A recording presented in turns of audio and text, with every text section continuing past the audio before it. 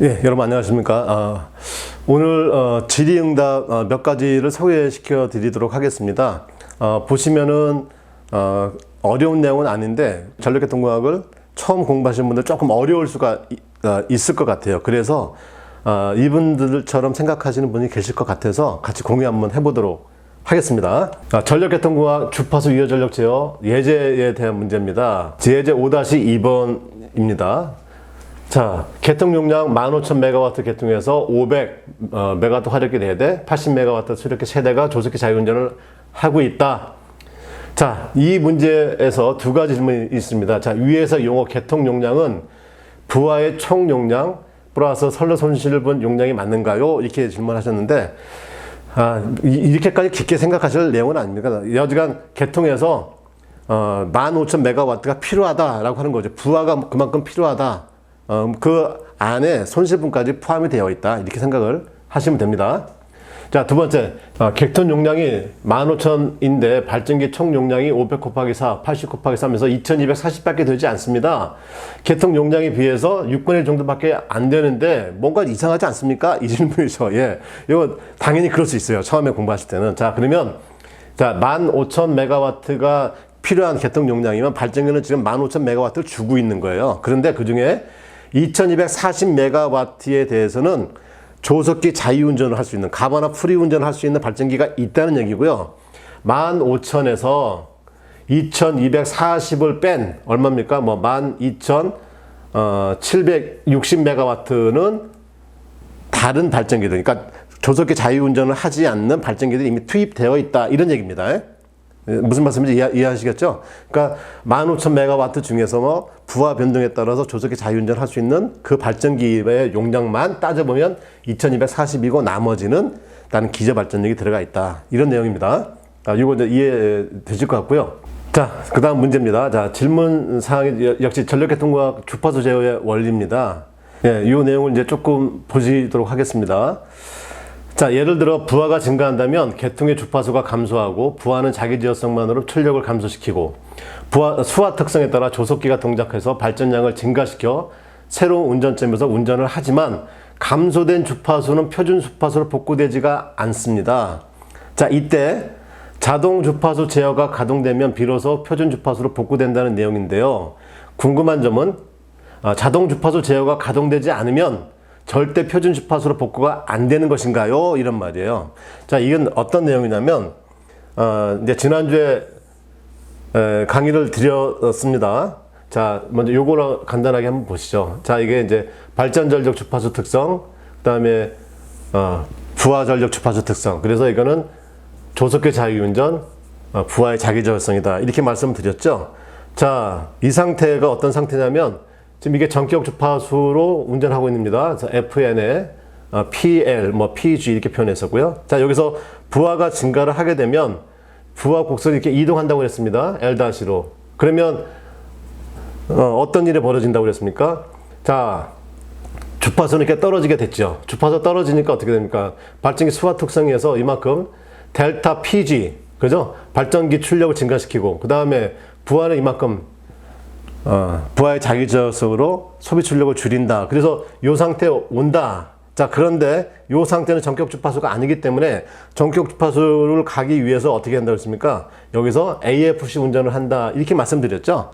자, 이 얘기는 무엇이냐면 AFC 운전을 하기 위한 어떤 전체적인 계략적인 그림을 얘기해 준 겁니다. 그러니까 무슨 얘기냐면 예를 들어서 설명을 드릴게요. 자, 개통 용량이 100메가입니다. 자, 그런데 속도 조정률을 통해서 조속히 자유운전을 할 수 있는 용량이 얼마냐면 10메가와트라고 가정을 합시다.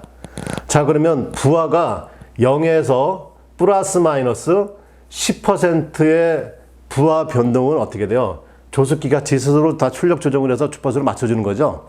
자, 여기서 요만큼의 부하 변동이 일어나는데 이 부하 변동이 10메가와트가 안 된다 이 말입니다. 10메가와트 미만이면 부하의 자기지어성으로 그다음에 조속기 자유운전을 해서 요 상태에 왔다가 그다음에 다시 어떻게 돼요? 이 위로 올라가야 되죠. 예. 이게 이 위에 올라가는 건 다시 또 뭘 해준다는 거예요? 가반화 프리운전을 하는 거예요. 가반화 프리운전으로. 그러니까 이 10메가와트에 대해서는 조속기 자유운전을 계속해서 10메가와트를 벗어나지 않는 한에서는 계속 전격 주파수를 유지를 할 수 있다 이런 얘기입니다. 그런데 10메가와트가 넘어가게 되면 조속기는 10메가와트를 다 출력하고 나니까 어떻게 락이 돼 버리잖아요. 락이 돼 버리면 어떻게 돼? 이제 더 이상 출력 증가를 할 수가 없지 않습니까? 자, 그럴 때에 조속기의 용량이 꽉 찼을 때 그때는 어떻게 돼? 부하 변동 양이나 부하 변동 주기가 더 커지기 때문에 이제 단주기 성분으로 고려를 해야 된다. 그래서 AFC가 제어를 해서 주파수를 올려줘야 된다. 이런 의미를 갖고 있는 것입니다. 그러니까 요 내용은 자동 주파수 제어를 할 때 조속기 자유운전, 그 다음에 부하의 자기제어성, 그 다음에 단주기 성분에 대한 AFC에 대한 전반적인 얘기를 그려주는 거니까 조속기가 락이 걸려 있을 때는 AFC 운전을 이렇게 합니다. 그래야 주파수 제어가 됩니다. 이런 얘기고요. 그것이 아닌 조속기 자유운전의 범위 내에 있을 때는 이 조속기가 스스로 계속 주파수를 일정하게 유지해 줄 수 있다라고 하는 그런 얘기가 되겠습니다. 자, 그 다음에 예제 5-4하고 예제 5-5에 대한 얘기입니다. 내용을 한번 보면은, 자, 예제 5-5에서는 발전기가 350메가와트에서 300메가와트로 발전력이 감소했는데 주파수 0.1로 하락했다고 하네요. 상승해야 하는 건 아닌가요? 좀 이상합니다. 이런 얘기고, 또 예제 5-4는 뭐냐면 교재 풀이 내용이 틀린 건가요? 강의하셨던 풀이 방법으로 동일한 답을 구했습니다만 교재 정답은 문제 전격 출력보다 훨씬 커서 이상합니다. 그래서 이게 무슨 내용인가? 이게 보니까 예제 5-4를 정리하셨는데요. 여기에 소수점이 안 찍혀 있던 거예요. 그러니까 교재는 5935, 7065지만 여기 소수점을 찍어줘야 돼요. 그러니까 소수점을 잘 못 찍은 거니까 이건 뭐 어려운 문제가 아닌 것 같고요.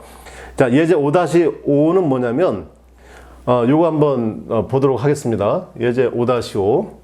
자, 이게 이제 예제 5-5입니다. 예제 5-5를 보면 문제를 볼까요? 자, 전격 출력 350메가와트 발전기가 300메가와트로 조속기 운전을 하고 있을 때 개통 주파수가 0.15Hz 저하하였다. 이때 발전기 출력은 얼마로 되겠느냐 이런 얘기죠. 그러니까 발전기의 전격 용량이 350메가와트까지 출력을 낼 수 있다 이런 말입니다. 이것을 우리 책에서 그냥 전격 출력이다 이렇게 얘기를 한 겁니다. 그러니까 전격 용량이다 라는 얘기고요. 근데 350메가와트 출력을 낼 수 있는 이 발전기가 얼마를 내고 있다는 거예요. 지금 300메가와트 출력을 내고 있다 이런 말이죠. 그러니까 50메가와트 출력은 유보를 하고 있는 거죠. 예비력으로 갖고 있는 겁니다. 자, 이랬을 때 주파수가 떨어졌으니까 당연히 발전기 출력을 더 내겠죠.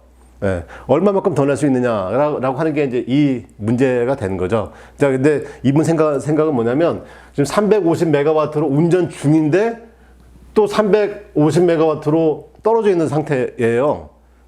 그러니까 문제가 좀 이상하다. 이렇게 보신 거거든요. 그러니까 그건 아니고 전격 출력이 350메가와트까지 낼 수 있는 이런 발전기가 지금 300메가와트의 발전기 출력을 내고 있다. 그래서 50메가와트의 여유가 있다. 이런 얘기가 이 안에 담겨져 있는 것이다. 자, 그렇게 말씀을 드릴 수가 있겠습니다. 전체적인 질문 몇 가지 받아봤습니다. 자, 문제를 처음 공부하시면 이렇게 좀 어렵게 느껴질 수가 있습니다. 자, 이런 거 공부하시면서 하나씩 이렇게 터득하는 게 공부의 재미가 아니겠습니까? 자, 오늘 여기까지 설명드렸고요. 또 여러분의 또 질문을 기다리도록 하겠습니다. 자, 여러분 감사합니다.